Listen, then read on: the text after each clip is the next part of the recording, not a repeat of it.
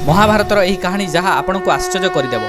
पशा खेल में हारिबा परे पांडव मानक 12 वर्ष वनवास भोगिबाकू पड़िथिला, जेउठारे सेमानकु भोजन बहुत कष्टरे मिलुथिला। तेणु युधिष्ठिर सूर्यदेव को आराधना करथिले। सूर्यदेव आशीर्वाद तांकु मिलिला एक अक्षय पात्र। एही चमत्कारी पात्ररू खाद्य केबे शेष होउ नथिला जे पर्यंत द्रौपदी निजे भोजन करि नाहांती। एही कथा जाई पड़िला दुर्योधनक कानरे। से ईर्ष्यारे जळी उठिले ओ एक योजना कले।